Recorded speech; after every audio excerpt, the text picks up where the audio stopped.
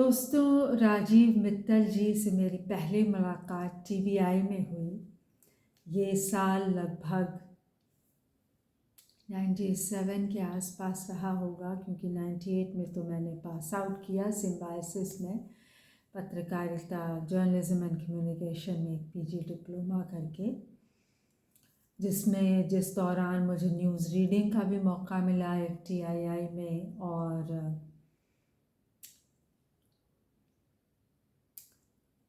Script भी लिखने का मौका मिला FTII से इतर फ्रीलांस टाइप के डॉक्यूमेंट्री फिल्म मेकर से जो UGC के लिए बना रहे थे, और वो पुरस्कृत भी हुई।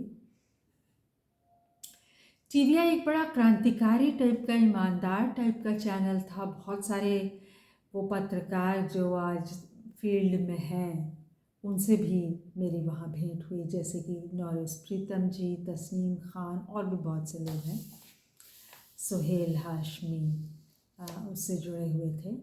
बहरहाल, तो मैं वहाँ बतौर इंटर्न आई थी, और पत्रकारिता की दिलेरी पर, ईमानदारी पर बहुत सारा जज्बा लिए, और उन दिनों बहुत सी बातें होती थी। तो उस ग्रुप में राजीव जी से भी मेरी लंबी बातें होती थी, और बहुत सारे दोस्त बने उस समय। और राजीव जी से घर का रिश्ता बना, मतलब घर आने जाने का, और बड़ी गर्मजोशी के साथ उनकी जो पत्नी है पूर्णिमा जी, उन्होंने भी मेरा बहुत प्यार से स्वागत किया। मेरी माँ से भी राजीव जी की बहुत अच्छी मित्रता हुई, मेरे पिताजी से अनन्य मित्रता हुई।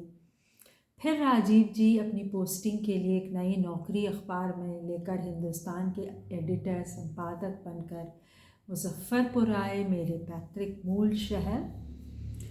और ये जो पुस्तक है बहर में साइकिल, ये भी राजीव जी के पूरे व्यक्तित्व से मेल खाती हुई एक पुस्तक है। इसको भी पढ़ना कितना मैं कहूँ कि इसको पढ़ना कितना सुखद हो सकता था, और ये कितना त्रासद हो गया है। त्रासद इसलिए क्योंकि मैं राजीव जी को फ़ोन करके नहीं कह सकती कि कितना शानदार आपने लिखा है, कितनी ज़बरदस्त आपने चिकोटी काटी है उन तमाम जगहों पे, उन तमाम संस्थाओं को जिनके लिए आपने इस तरह से व्यंग्यात्मक ढंग से सवाल या निशान लगाते हुए लिखा है, और जिन्हें याद किया है।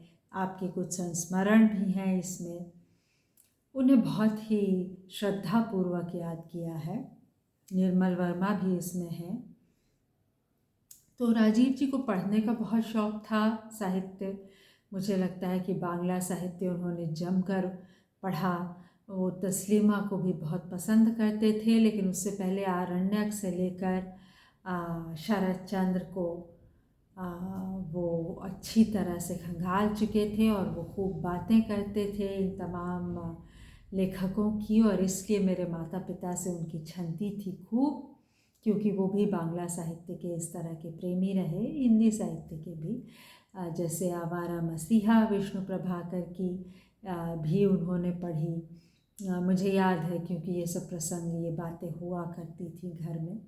तो मेरा मकसद था राजीव जी को याद करना, और इस पुस्तक से कुछ तो मैं पढ़ना चाहती हूँ, लेकिन कुछ मैं कहना चाहती हूँ। वो ये कि क्या सुंदर शैली है, शिल्प है। राजीव जी की एक नई किताब आई है पत्रकारिता पर, बहुत बढ़िया, एकदम चुस्त दुरुस्त और नटखट सा, और उस मिजाज को लिए जो कि राजीव जी का था, और इन सालों में और हो गया था कि अब तो मतलब नौकरी से इतर जो मैं कहना चाहता था वो चुलबुलापन लिए, और वो करारापन भी लिए।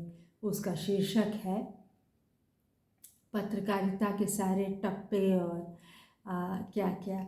बहुत बढ़िया, बहुत बढ़िया, क्योंकि हम सब देख रहे हैं कि पत्रकारिता किस तरह खेमों में बंट गई। बहरहाल, हम अभी खेमेबाजी की बात नहीं करेंगे, अभी हम केवल राजीव जी की करेंगे। लेकिन बिना ये कहे हो नहीं सकता कि एक प्रकार से जिसको आज हम कहते हैं गोदी मीडिया वगैरह वगैरह कि फ़लाँ के समर्थक हैं, ये दोनों ही तरहों से और दोनों ही तरफ़ों से हो गया है। मैं दोनों इसलिए कह रही हूँ कि तीसरी जो भी ताकतें हैं वो शायद दिल्ली में उतनी कारगर नहीं है,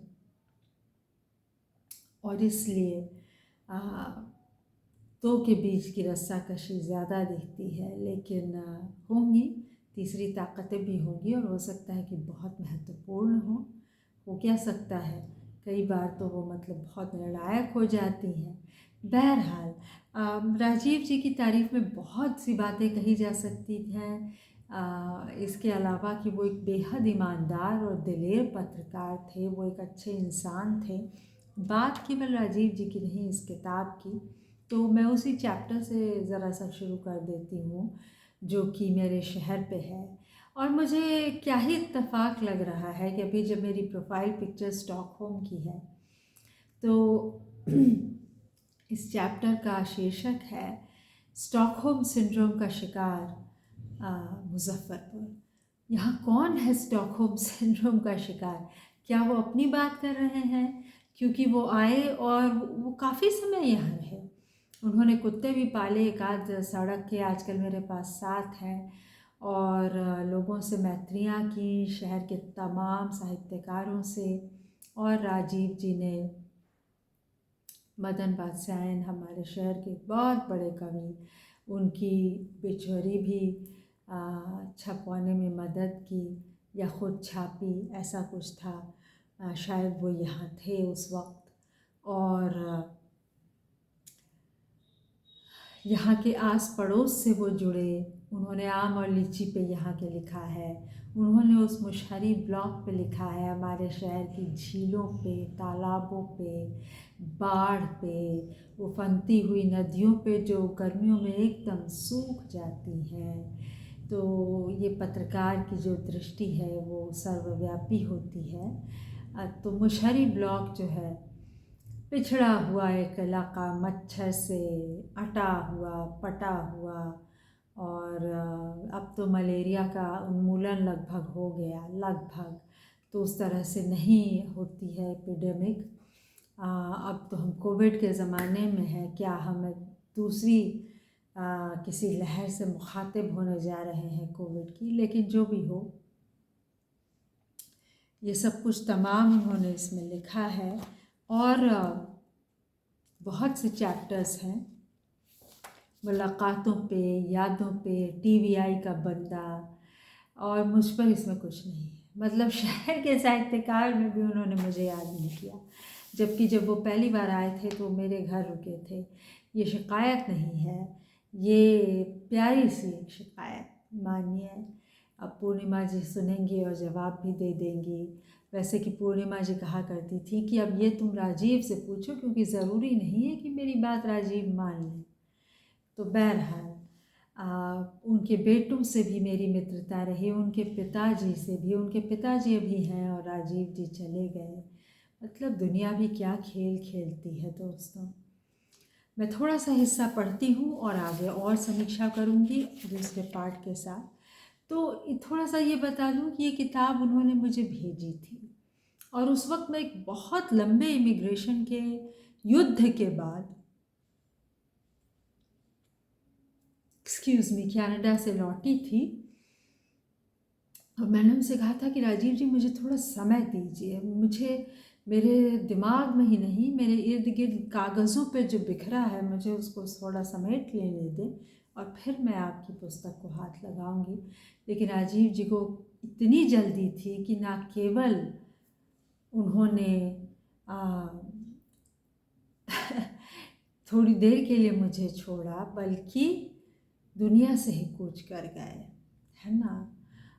थोड़ी देर के लिए छोड़ा से मेरा मतलब है हमारी बातें होती थी, और तमाम सुख दुख हम बतिया सकते थे। हम इतने अच्छे, बल्कि कहें कि वो मेरे एक बड़े भाई जैसे थे। हालांकि ये कहते ही मुझे लग रहा है कि आजकल हम सबको भाई कहते हैं, और कभी कभी ये नहीं लगता कि इससे दोस्ती का जो वज़न है वो थोड़ा कम हो गया है, क्योंकि दोस्त भी अपने आप में एक बहुत बड़ी हस्ती है। दोस्ती अपने आप में एक बहुत पवित्र और सुंदर रिश्ता है, और उस पर हर जगह भाई बहन का तमगा लगाना।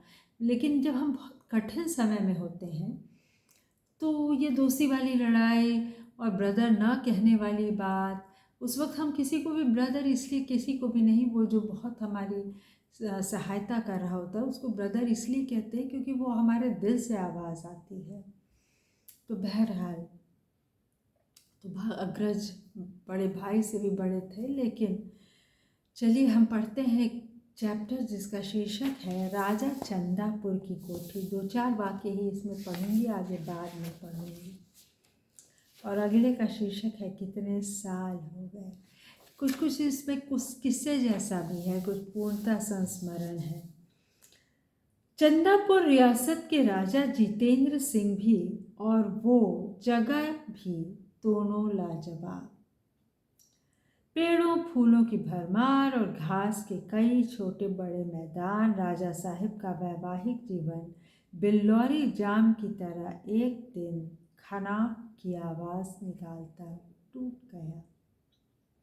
बीवी उन्हें वहीं पोर्च के साथ लगे बरामदे में पड़ी किसी आराम कुर्सी पर बैठाकर वो जा बच्चों समेत और तलाक के वक्त उससे ज़्यादा की वसूली जो बाप ने दहेज में पकड़ाया होगा। मुकदमे के दौरान अक्सर लखनऊ से राय बरेली आती और राजा साहब को धमकाकर नकद नारायण वसूल कर खिसक लेती। तो मैं ये कह रही थी कि उन्होंने किताबें भिजवाई और मैंने कहा कि मुझे समय दीजिए दूसरे, कि अभी मैं इतिहास के भी पन्नों से पूरा निकली नहीं। तो उन्होंने कहा था कि इस किताब को पढ़ो क्योंकि इसमें बहुत इतिहास है। तो वो हमें मिलेगा, पढ़ते रहेंगे, राजीव जी को भी याद करते रहेंगे। सुनने के लिए बहुत धन्यवाद।